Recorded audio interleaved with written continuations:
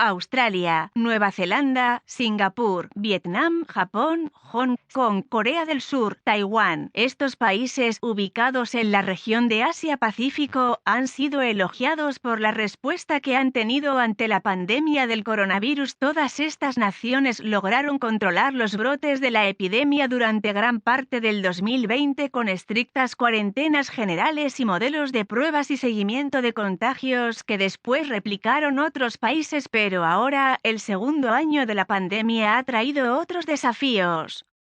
Variantes nuevas y más poderosas han aparecido y generado nuevos brotes difíciles de controlar en algunos de estos países. Mientras tanto, otras partes del mundo parecen salir adelante con campañas de vacunación a gran escala. Eso se ha traducido en que esos países modelo no pueden seguir aislados para mantener su estrategia de cero transmisiones y quedarse escondidos del resto del mundo para siempre. Primero demos un repaso a cómo estos países controlaron de manera exitosa la pandemia. El mapa de abajo muestra que las tasas de contagios y muertes eran más bajas comparadas con las de otros países. El cierre de frontera fue una de las primeras y más efectivas medidas tomadas por estos 8 países cuando la pandemia comenzó a avanzar. El hecho de que la mayoría de estos países el estricto bloqueo fronterizo no solo implicó el cierre del ingreso de extranjeros, sino también la exigencia de que las personas que arribaban pasasen largos periodos en cuarentenas dentro de hoteles especialmente asignados. En este sentido, Australia fue el país más estricto.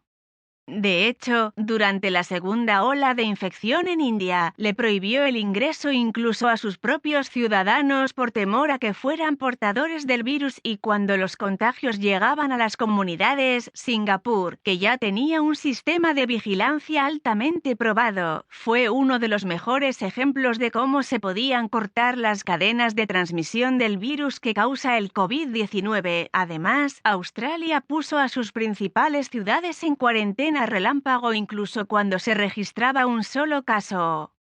Esto ocurrió 8 veces en 6 ciudades distintas. Muchas de esas decisiones pueden haber sido catalogadas de extremas, pero funcionaron al crear una burbuja protectora.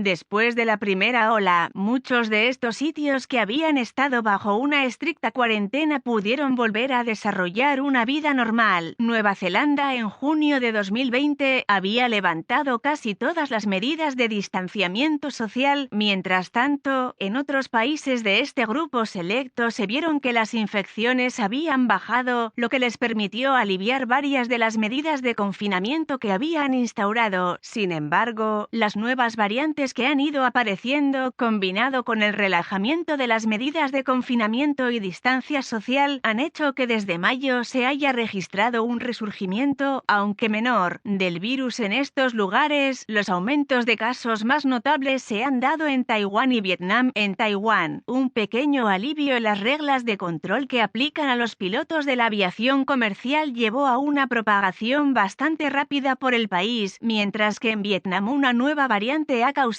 serios brotes, en gran medida impulsados por las reuniones comunitarias. Japón sufren también un aumento en el número de casos, lo que ha encendido las alarmas. Sin embargo, cabe aclarar que los números desde que alcanzaron el pico se han reducido a la mitad. En Corea del Sur, que nunca ha tenido un confinamiento severo, los expertos creen que el seguimiento a los contagios y el esfuerzo comunitario han logrado una vez más reducir la última curva de contagios que han experimentado. Ahora, también se han presentado pequeños brotes en Singapur, Hong Kong y Australia, lo que llevó a una firme y rápida acción de las autoridades en el modelo de un confinamiento relámpago de 2 semanas en Melbourne y un cierre parcial, aunque esos brotes recientes han sido controlados con un grado de éxito y con métodos confiables. Lo cierto es que han sacado a relucir una verdad un poco amarga, y es que, a pesar de haber logrado tener a raya el virus, estos países no han sido tan exitosos. Aunque es cierto que la adquisición inicial fue difícil en todo el mundo, fueron los países más afectados por la pandemia los que rápidamente lograron poner en marcha un programa de vacunación, sobre todo si podían financiarlo. Aquellos países con bajos niveles de infección hasta el momento, Estados Unidos y Europa, han logrado vacunar a cerca de la mitad de sus poblaciones, y muchos países en América Latina han administrado millones de dosis. Todos estos países están trabajando para llegar a nivel de vacunación que les permita volver a una cierta normalidad, incluso si el virus lo sigue rondando. Este no es el caso de los exitosos países del Asia-Pacífico. Los porcentajes de población vacunada están por debajo del cuarto de la población.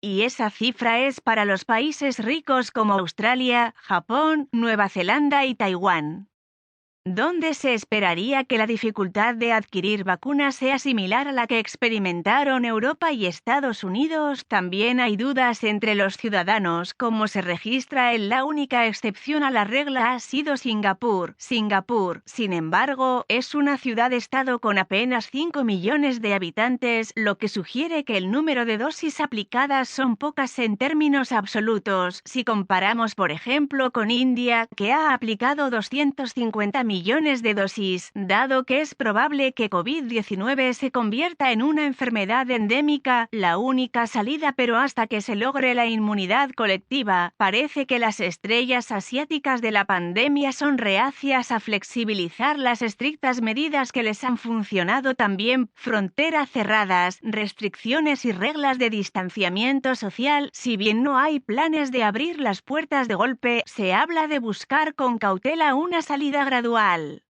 También se están debatiendo las posibles burbujas de viajes que se podrían realizar entre varios países seguros. Hong Kong y Singapur habían hablado de un plan en este sentido, y ese canal ya opera entre Australia y Nueva Zelanda, que no registran casos locales en la mayoría de los días.